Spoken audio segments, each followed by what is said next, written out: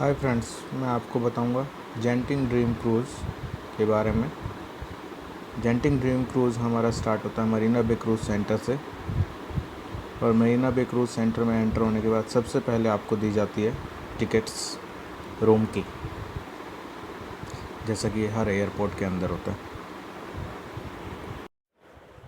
Room की लेने के बाद आपको इमिग्रेशन क्लियर करना है।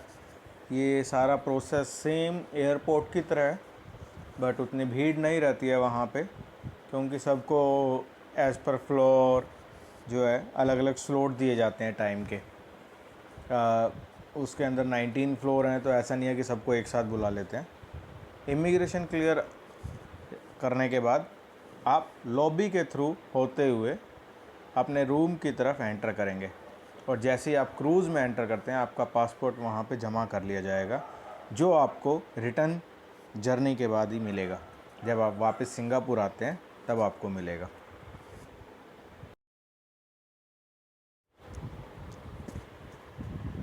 लॉबी से होते हुए जब आप आगे निकलते हैं तो वहाँ पे आपको गाइडेंस मिलती रहेगी जगह जगह पर, जहाँ पे क्रूज़ का स्टाफ, क्रूज़ का कैप्टन, हर कोई आपका वेलकम करता है। वहाँ से आप निकलेंगे, सीधा आपको लिफ्ट लॉबी लेनी है। रूम नंबर आपके पास होगा, उस रूम नंबर के हिसाब से लिफ्ट में जाना है और रूम में आपको एंटर करना है।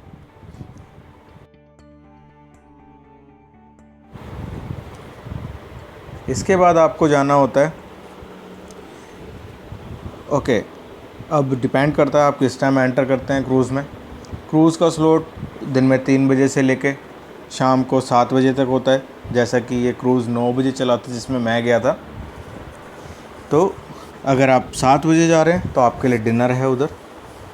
Dinner the Lido restaurant 17 deck number 17 पे रहता है, या ये कह सकते हैं आप 17th फ्लोर पे। अगर आप क्रूज़ को एक बिल्डिंग मानते हैं तो 17 फ्लोर पे जाएंगे, वहाँ द लिडो में एंटर करेंगे। इतना बढ़िया डिनर आपको मिलता है, fully Indian vegetarian buffet, even Jain food आपको वहाँ पे मिलता है। पूरा बफ़े लगा होता है। ऐसा खाना आपको सिंगापुर में नहीं मिलेगा जैसा आपको वहाँ मिलता है। डेक 17 पे आप एंजॉय कर सकते हैं डांस। वहाँ पे क्रूज़ का जो स्टाफ है वो म्यूज़िक प्रेजेंट करता है, उसके साथ डांस करवाता है, तो आप उसका भी मज़ा ले सकते हैं। इसके बाद आप क्रूज़ पे घूम सकते हैं, आप जहाँ जाना चाहें वहाँ जा सकते हैं। डेक 17 पे बेसिकली पूल है आपका। फर्स्ट डे, क्योंकि आप शाम को एंटर करते हैं 3 बजे, 4 बजे, 5 बजे, तो वाटर पार्क उस समय एक्टिव नहीं रहता है जनरली।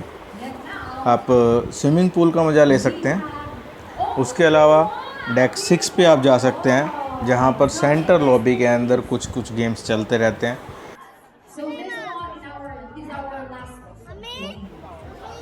दूसरी चीज़, एज अपनी जो ट्रैवल है वो आप देख लीजिएगा पहले से, किस दिन आपका क्रूज़ जो है मलक्का पहुंचेगा या किस दिन फुकेट पहुंचेगा। मेरा क्रूज़ पहले दिन शाम को 9 बजे चला था और अगले दिन सुबह 9 बजे वो मलक्का में जाकर रुका था। तो उसके लिए क्रूज़ की तरफ से फ्री बोट्स प्रोवाइड की जाती है अगर आप क्रूज़ से निकल के मलक्का जाकर घूमना चाहते हैं, बट उसमें बहुत ही लिमिटेड स्लॉट्स रहते हैं। तो उसके लिए आपको लॉबी 6 रिसेप्शन काउंटर से टिकट लेनी होती है, और जो कि first come first serve basis पे दी जाती है, क्योंकि क्रूज़ में बहुत सारे मेंबर होते हैं, सबके लिए बोट प्रोवाइड कराना आसान नहीं होता।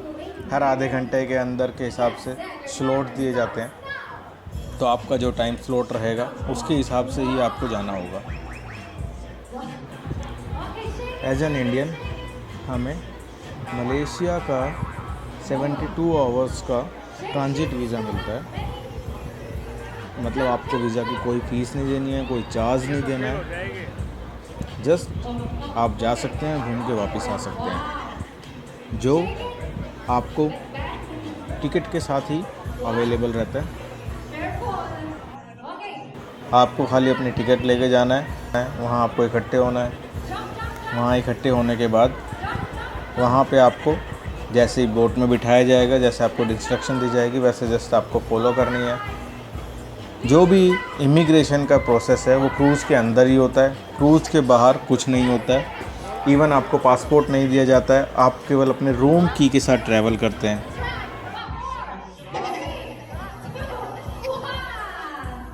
Wow, I think we have a new dance step. Yes. Okay. So now. और अगली सुबह जब आप उठते हैं तो आपको अपनी बालकोनी से कुछ ऐसा नज़ारा देखने को मिलता है, सी विदाउट एनी एंड। दूर दूर तक कोई जहाज़ नहीं, कुछ नहीं, ना ही कोई किनारा दिखाई देता है।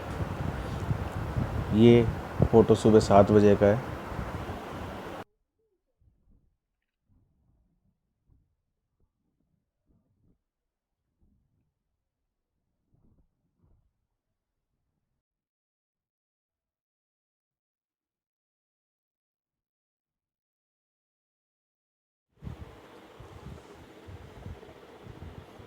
जब आप क्रूज़ से मलक्का के लिए जाते हैं, आपको एक स्लिप दी जाती है जिसमें एक इमरजेंसी नंबर दिए जाते हैं। इन केस आपको कोई प्रॉब्लम होती है वहाँ पे, तो आप उस नंबर पे कॉल कर सकते हैं। वैसे आपको कोई प्रॉब्लम होती नहीं वहाँ पे, बट फिर भी एक सेफ्टी पर्पज़ से, जैसे कि आपके पास वहाँ पासपोर्ट नहीं होता है, बट आप रूम की अगर वहाँ किसी को दिखाते हैं कोई दिक्कत में, तो ये सब गवर्नमेंट का एक प्रोसेस है जो वहाँ पे फॉलो किया जाता है।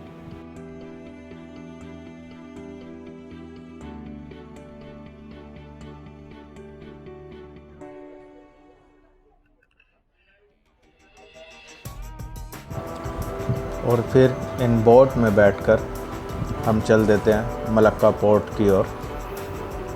मलक्का पोर्ट में जाने के बाद वहाँ कोई इमिग्रेशन क्लियरेंस नहीं है, और फिर पोर्ट पर उतरने के बाद वहाँ से हमने रिक्शा हायर की, जिसका किराया 100 मलेशियन रिंगिट 1 घंटे के लिए जो हायर की। और फिर उसने कुछ 6-7 प्लेस दिखाए हमें। आपको दिखाता हूँ मैं आगे वो प्लेसेस।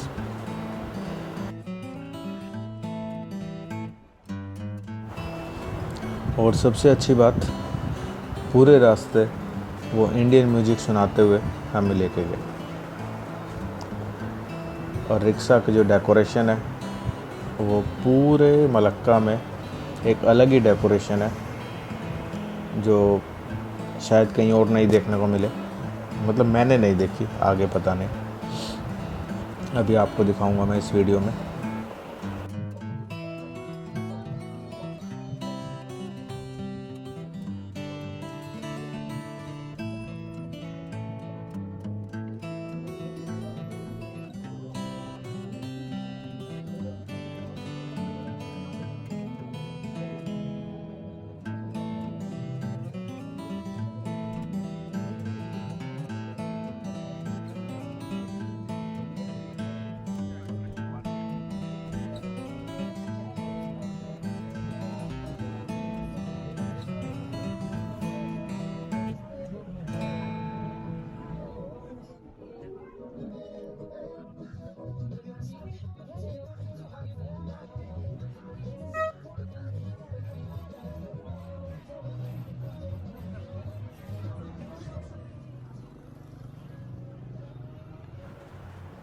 और फिर इन खूबसूरत गलियों से होते हुए आपको हर जगह लालटेन,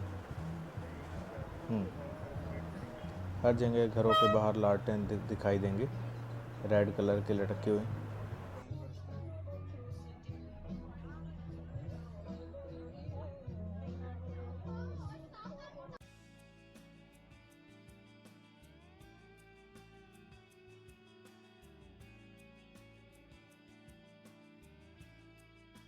और अब आप देखिएगा, ये जोंकर स्ट्रीट है, इसके ऊपर ये जो रिक्शा खड़ी हैं, बिल्कुल सेम रिक्शा आपको हर जगह मिलेंगी। वहाँ पे इंडिया की तरह ऐसे प्लेन रिक्शा नहीं होती।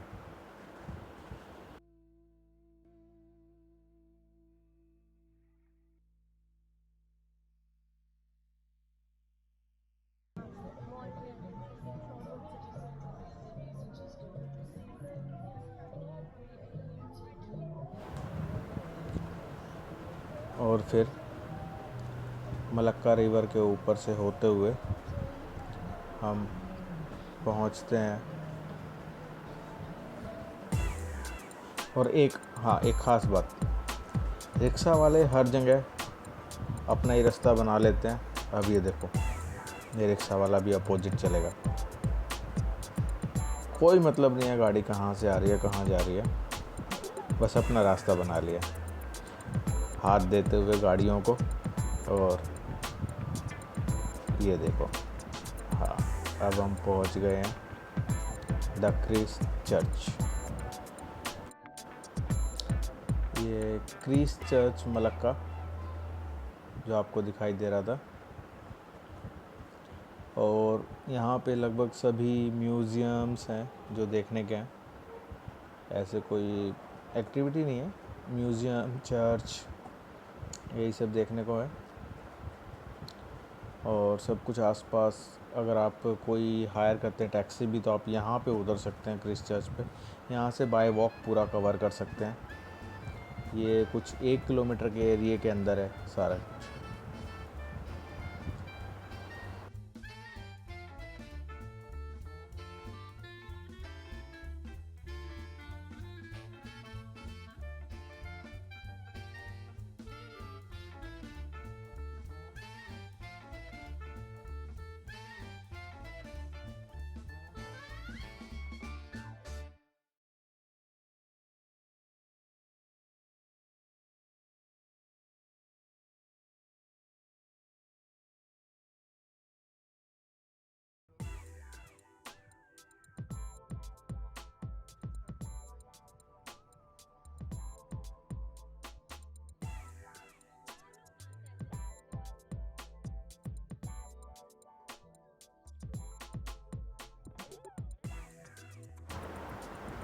अब देखिए, आपको यहाँ से मनेरगा टावर, जो कि यहाँ का सबसे ऊंचा टावर है और जिसमें बैठ के आप ऊपर जा के पूरे मलक्का सिटी का आनंद ले सकते हैं, वो दिखाई दे रहा होगा बिल्कुल सामने जो टावर है।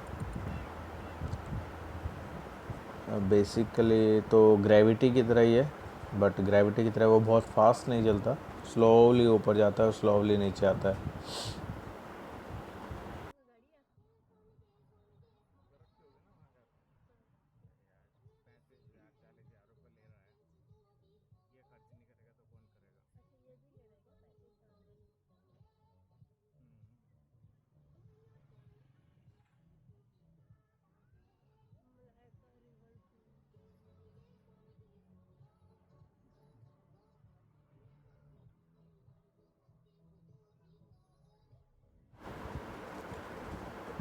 मलक्का एक टूरिस्ट प्लेस ही है, जैसा आप देख रहे हैं, एकदम क्लीन सिटी है। और अब हम पहुंचने वाले हैं एक और म्यूज़ियम के पास। चर्च में एंट्री नहीं होती है, आप बाहर से घूम सकते हैं उसको, बट इस म्यूज़ियम में आप जा सकते हैं। इसकी टिकट है कुछ 15 रिंगिट।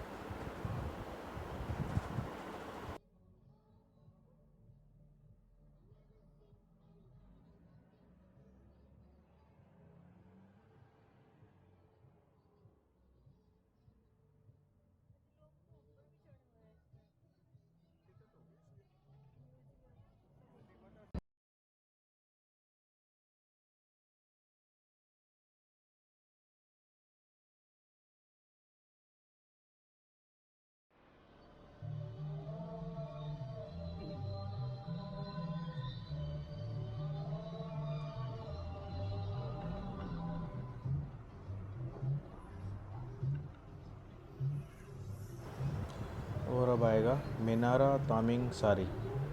ये वही टावर है जो मैं आपको दूर से दिखा रहा था, जिसमें आप बैठ के ऊपर जा सकते हैं और ऊपर जाके पूरी मलक्का सिटी को देख सकते हैं। इसको देखने के लिए कुछ 45 मिनट आपको लगते हैं। टिकट लेनी है, उसमें जाना है। कुल प्रोसेस 15 ही मिनट का है, जो ऊपर नीचे आने जाने का है।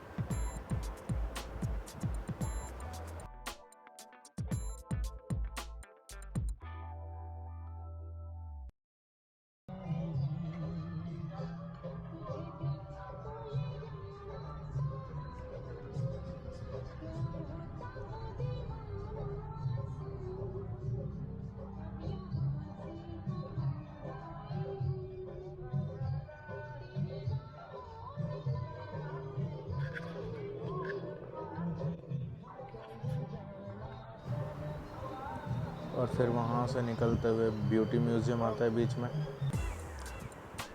और उसके बाद आगे आप जाएंगे तो चर्च ऑफ सेंट पॉल।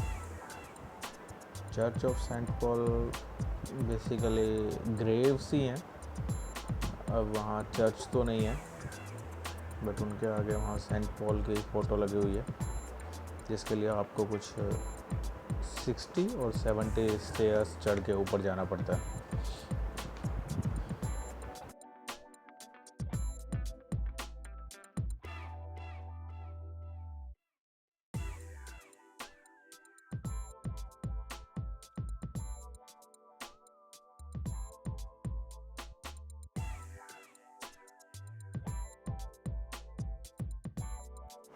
और अब जो टोटल खर्चा हुआ वो मैं आपको दिखा रहा हूँ।